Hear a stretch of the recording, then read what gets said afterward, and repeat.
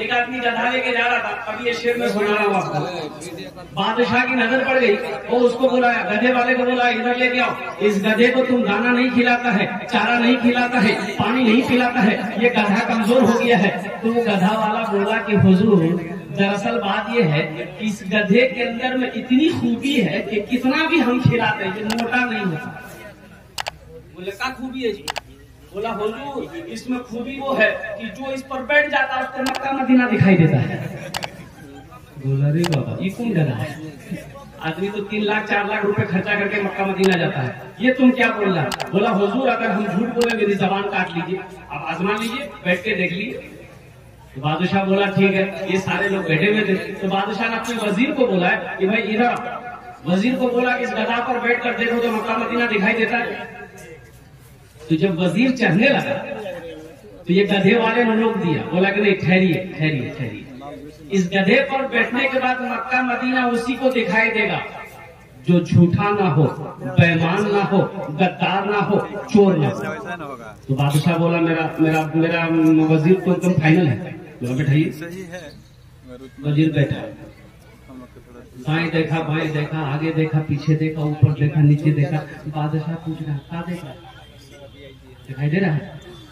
दिखाई कुछ नहीं दे रहा। तो वजीर सोचा कि अगर हम बोल देते हैं कि हम कुछ नहीं देख रहे हैं तो बादशाह बोलेगा बहुत बड़का चोर है, इसका मतलब। बोला हुजूर आप मत पूछिए हम क्या देख रहे हैं। बोला नहीं पूछेंगे तो बताएंगे नहीं, पता कैसे चलेगा? बोलना तो होगा कि की देखो तुम, बोलो तो सही। बोला हुजूर আমি বলতে পারবো না আমি কি দেখছি। ना ना बोलते होगे की देखो तुम, बोलो तो सही। आखिर वजीर बोला कि सोचा कि भाई कुछ ना कुछ तो बोलना ही बोलेगा। बोला कि हुजूर ये देखिए ये मदीना चमक रहा, ये मक्का चमक रहा। बोला जल्दी उतरो हमको भी देखना।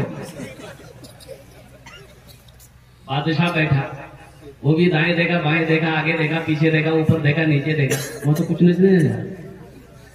अब वजीर पूछ रहा हुजूर की देख छे? बोला तुम चुपचापे हो। अब बादशाह सोच रहा है कि वजीर देख लिया, अगर हम बोलेंगे हमको कुछ नहीं दिखाई दे रहा तो ये सारी पब्लिक कहेगी कि इसका मतलब चोर बादशाही है, ये वजीर अच्छा है। अब वजीर पूछ रहा है कि हुजूर की देखे? बोलूं तो सही। और कुर्बान जब बादशाह बोला कि नहीं हमको भी कुछ न कुछ बोलना होगा, तो बादशाह बोला कि ये मक्का चमक रहा है, ये मदीना चमक रहा, ये जन्नत चमक रही है। तो पब्लिक में से बोला जल्दी उतरिए हम लोग को भी देखना। मुमकिन है गुनहगारों तकदीर बदल जाए, मुमकिन है गुनहगारों, मुमकिन है गुनहगारों तकदीर बदल जाए। जाकर तो जरा देखो, जाकर तो जरा देखो एक बार मदीने में, जाकर तो जरा देखो एक बार मदीने में। रहते हैं दो आलम के सरकार मदीने में। बहुत सामने ये मदरसे का जलसा है।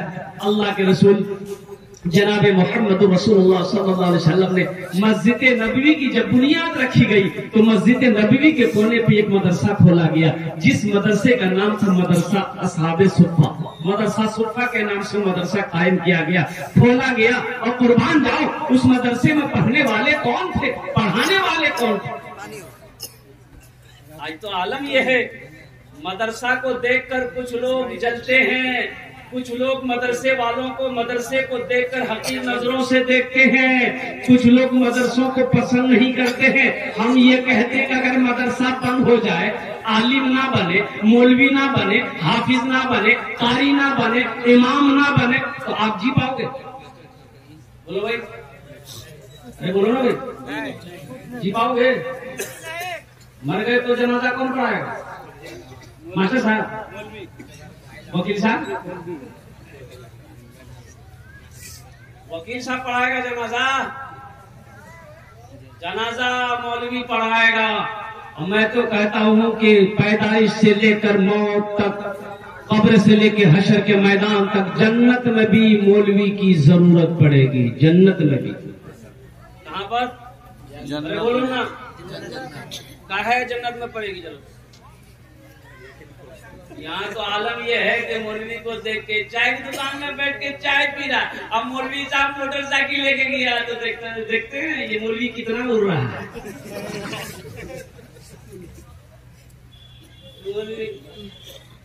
एक जगह मदरसा कायम हुआ नेपाल में, तो 4-5 आदमी जो है क्या कहते हैं कि बेटा बोला कि भाई 5 टीचर हैं, 5 मौलवी साहब हैं, 5 आदमी खाने की जिम्मेदारी ले लो।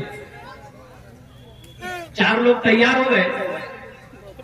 अब एक मास्टर साहब से उनसे बोला गया कि एक मौलवी साहब का खाना आप ले लो।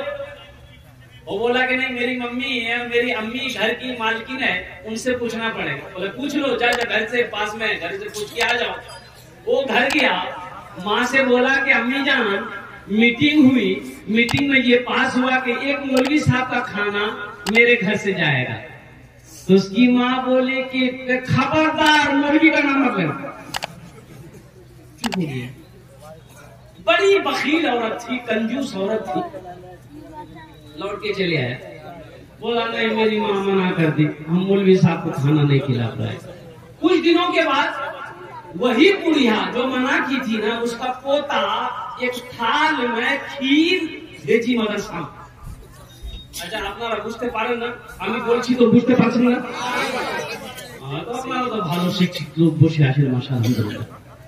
थाल में खीर भेजी, मदरसा में खीर आई तो मौलवी ने कहा खीर है, बोले खीर जी। तो पर्दा हटाया, खीर से ऊपर से कपड़ा हटाया, थोड़ा सा चखा, बड़ा मजेदार खीर। बोला बेटा किसने भेजा? तो लड़का बोला बच्चा झूठ बोलता है। भाई भाई बोलो बच्चा झूठ बोलता है? बच्चा झूठ नहीं बोलता। बच्चा बोला मेरी दादी भेजी है। तो मौलवी साहब बोला तुम्हारी दादी इतनी कंजूस, इतनी बखील है, इतनी अच्छी खीर कैसे भेज दी मदरसे में? काजू है, किशमिश है, नारियल है, बादाम है, और सिर्फ दूध की खीर है। तो लड़का बोला कि दरअसल बात यही है ना कि पूर्णिया से मेरे यहाँ मेहमान आने वाला था, उन्हीं के लिए मेरी दादी खीर बनाई थी। खीर बना के वो सारे में रख दी थी ठंडा होने के लिए, ठंडी होने के लिए। अब मेरे आंगन में जो कुत्ता था ना वो मुंह लगा दिया। तो मेरी माँ बोली फेंक दो, मेरी दादी बोली क्या फेंको, मदरसा दे दो, मौलवी साहब खा लेंगे। कुर्बान जाओ, आलिम ना हो तो गुजारा ना हो, मौलवी ना हो तो गुजारा ना हो, इमाम ना हो तो गुजारा ना हो। और कुर्बान जाओ, मौत की सुबह पैदाइश से लेकर मौत की सुबह तक, और जन्नत में आप चले जाओगे, वहां भी आलिम की जरूरत पड़ेगी। एक नौजवान ने कहा कि हजरत हजरत रुकिए रुकिए रुकिए। सीधे साधे थे आलिम साहब। बोला बोल की, बोले एक कथा আছে बोलूं? तो बोलबो बोलो। बोला हुजूर एक सवाल আছে। बोले की सवाल আছে? बोला सवाल हुजूर एक আছে, যদি আপনি জবাব सही सही दे दिले तब तो ভালো, और जवाब सही ना होले तो আপনাকে 500 টাকা फाइन দিতে হবে। बोले क्यों? तो आलिम साहब ने कहा तुम ही दे देना, हम जवाब सही नहीं दे पाएंगे, तुम बता देना। बोला कि ठीक, अगर हम भी नहीं दे पाए तो हम 50 टका देगा। बोला कहा है हमसे 500 टका लेगा, आप तुम 50 टका देगा। बोला हुजूर आप आलिम हैं, हम जाहिल ना है। बोला अच्छा कर सवाल, क्या सवाल है? बोला हुजूर ये बताइए वो कौन ऐसी चिड़िया है, परिंदा है जो आसमान में उड़ते हुए उसका पैर सर पे चला जाता है? सोचो ये घंटा हो गया, पसीना पोछा हजरत। बोला रे बाप, ऐसी तो कोई चिड़िया नहीं। भाई चिड़िया जब आसमान में उड़ती है तो उसका पैर नीचे रहता है, बैलेंस बना के चलता है, बैलेंस बना के उड़ती है। तो हजरत बोला बाबू हमको पता नहीं। बोला निकालिए 500 रुपया। तो हजरत ने 500 रुपया निकाल के उसको दे दिया। तो हजरत अब बोला कि बेटा तुम ही बता दो वो कौन चिड़िया है। तो 500 रुपया में से 50 टका दे दिया कि हजरत ये लीजिए, हमको भी पता नहीं वो कौन चिड़िया है।